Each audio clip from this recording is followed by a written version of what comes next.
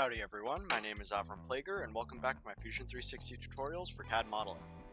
Today we'll be going over some more advanced features in the sketch feature, and we'll start by creating a new component like you normally would. Make sure your parent is your workspace, select OK, and now instead of going through the Create toolbar, you'll see we have presets here. The preset for the sketch button is this. You go over to all the way to the left, right next to the design button, where it highlights and says create sketch. Click on that and it'll open up the normal sketch dialog. We'll select the XZ plane. And now to go to all of our sketch create functions, we can't use this, but we'll go here. Now you can use line. What line is just a series of vertexes which are between 2 points. And it'll continually draw your line as you click on further points. An interesting feature with the line function is that if you click on a point and drag out with a bending feature, it'll create an arc for you. The arc is a little bit hard to get a handle of, so I would recommend using the arc feature specifically, but you can use the arc feature through the line feature. So to do this, we'll just select a 180-degree arc and we'll click here. And you can also select to finish your sketch by going to this check icon. It'll highlight with green when you're on it. And click there. And now we'll go to a different feature. We have our rectangle tool. And you'll see we have 2-point rectangle, 3-point rectangle, and center rectangle. 2-point rectangle is what we've used normally, which just selects 2 points and a rectangle in between them. 3-point rectangle is good if you want rectangles on an angle. You can select 1 point here, 1 diagonally, and then draw out to make your rectangle. Our center rectangle makes a center point, and then we can select a height and a width just by dragging our mouse. It's very convenient if you want to create very symmetrical rectangles on a point. This is a very easy way to do it. Now we'll go to our circle function. We have a whole lot of different features here. We can start with the center diameter circle. It just selects a center, and then you can select a diameter by going out here. You can enter in your numpad or in the numbers above your key bar the diameter of the circle you'll want. We'll select a 100mm circle, and you can see it locks in the diameter. We also have a 2-point circle, which is good if you're creating a circle between 2 points on an already pre-made sketch. You select 1 point, and then you select another point. This is a diameter, but it's very precise. So now we can select 100mm. We have our 3-point circle, which is where we select 1 point. We select the next point, and then another point that drags a circle in between them.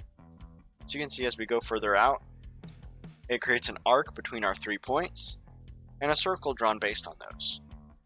So we can just go here and it'll create a fairly wide circle just based on those 3 points. Now we have our 2-tangent circle, which to create our 2-tangent circle, we'll need 2 straight lines. So let's get our line function out. Let's select 1 line here, go out diagonally, click our check mark, then go to another point, draw another line, and click on our checkpoint again. Now we can go to our circle and select 2-tangent circle. We select our first tangent and our second tangent, and it creates a circle that is tangent to these 2 lines at all times. So now we can see if we have other sketches here and we want it to be directly contacting those sketches but no further, this is good for that. Our next circle feature is our 3-tangent circle. This is where you'll need 3 straight lines for this. So we'll go to our line function, and we'll get 1 line here, click to finish it, get another line here, click to finish it, and get a 3rd line here, and click to finish that. Now we can select our 3-tangent circle, click our first line, our second line, and our 3rd line. You can see it makes a circle that is tangent to all 3 lines. Now we have arcs we have a 3-point arc, which we have 1 point here, another point here, and another point that is in contact with the arc, and you can drag out and in. Now you have a center point arc, which you have 2 points, and then a center point is that first point that we drew.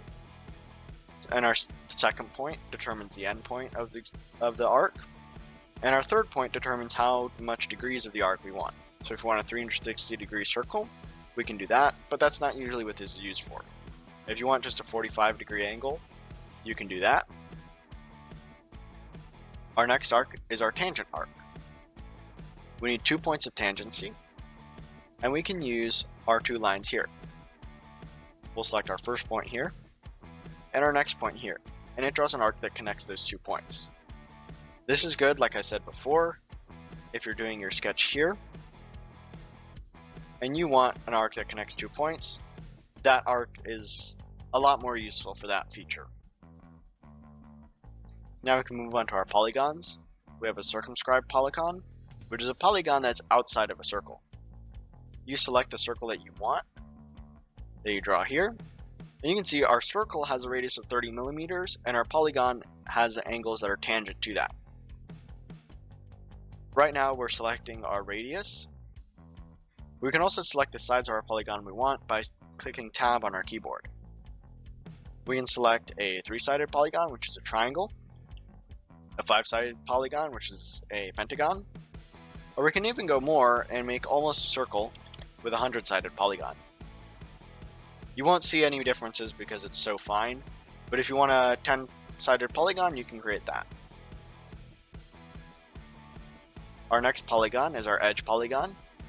This creates a polygon based on an edge, and then defines the polygon based on the rest of the rules. So we have a 50 millimeter line, and you can see it sets a polygon based on that. So now we have our polygon there. Our next function is an ellipse. This only has one function, and we can click a center point, an edge point, and then the radius of the second radius of our ellipse. So there we have an ellipse there. Our next function is a slot. Slots are good if you want to create let's say a turbine that has movable nuts in it. This is good because it can create specific slots in your piece.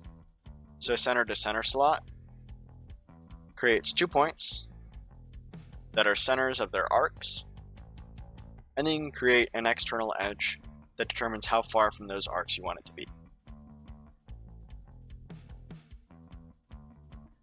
Next, we have our overall slot, which selects 2 external points, and then arc based on those. So now you can see we have 2 points on the outside, and just a height value. We also have a center point slot, which creates 2 points, and then based on the length between those points, it creates a length outside of that center point. So if the distance between our 2 points is 20 millimeters, the distance between that first point and the point on the other end is also 20 millimeters.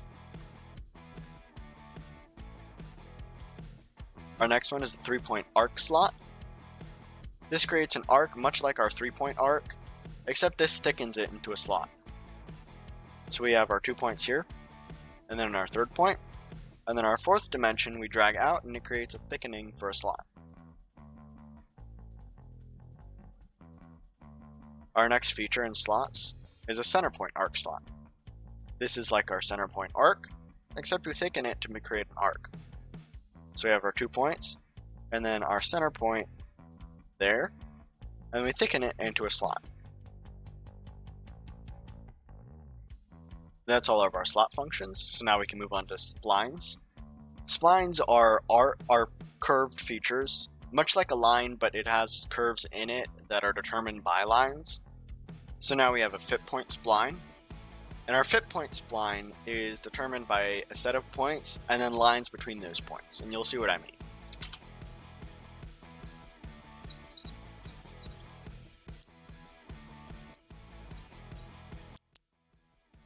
So here, and now we can click our green check mark, much like our line feature. And now you see a bunch of lines pop up. We can click escape to finish that feature. And now by dragging these green points, we can select how much these curves angle. If those control points disappear, you can always click on the points they're attached to, and they'll move there. This also selects the width of that arc by sliding up and in. Now moving on, we have our control point spline. Our control point spline is similar, but a little bit different. So this just has points here.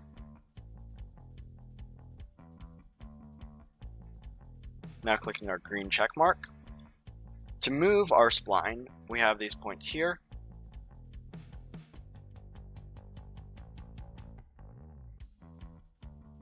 This sets up a slightly more linear and easy to view feature of our spline. Now we have a conic curve. This is much like a parabola. So you can select 2 points here, and then another point here. And what's interesting about this feature is that you can select the angled portion of the arc by just scoping this out and in. It can go almost flat or up almost into a triangle shape. Next you have a point. This just creates points on your graph. I rarely use this and I don't very much see the feature for this, but it is useful if you want it. Next we have text. The fun feature with text is that not only can you set it on a box, if our mouse will work,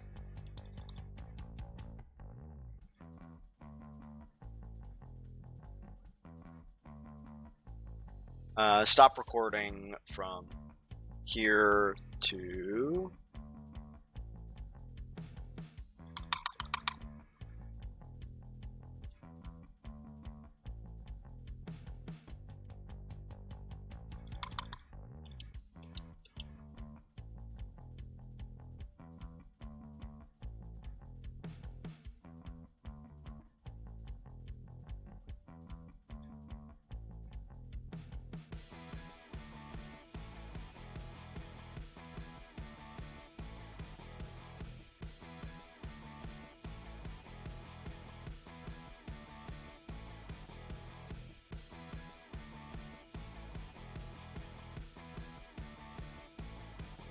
okay, cut that last bit, and we'll skip to a new portion.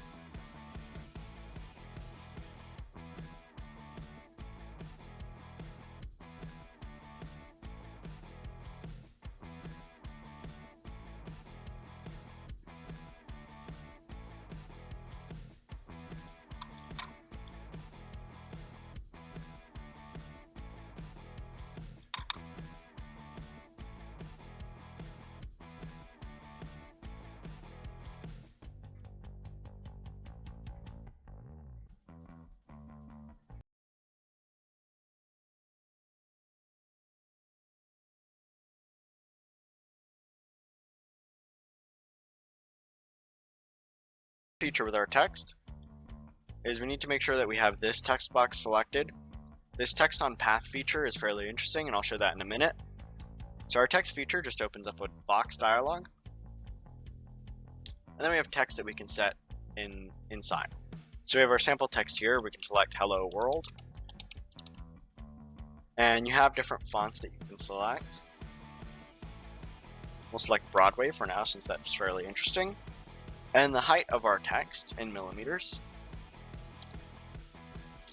we'll select 60 millimeters so you can see it a little bit better. And then our character spacing is based on a percentage. So if we select 1%, it's the same percent as our font spacing. If we want a little bit more, we can select 10%. And we just select to our desires. You also have left alignment, center alignment, and right alignment. And on vertical, you have your top alignment, your middle alignment, and your bottom alignment. We'll just center our text for now. You can also turn this. on a spindle. And if you want it on a curve, we'll zoom out and go to one of our splines. We'll go to text on path. We'll select this path here. So now you can see our text follows our path. And since it's on that path, it does need a bit more spacing, so we'll select 50%. Actually, we'll set that to 80%. And now you can see our text follows our path. With this, you also have it to distribute the text evenly on the path instead of going with character spacing. You can also flip the text vertically or horizontally. If you don't want it fit to path, then you can go to character spacing, and you can also do left, center, or right alignment.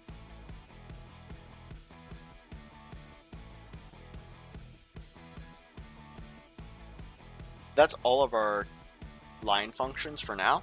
All of our sketch functions, sorry, for now. And the rest of these we'll go over in a future tutorial, but that's it for now. Thank you for watching. Remember to like and subscribe,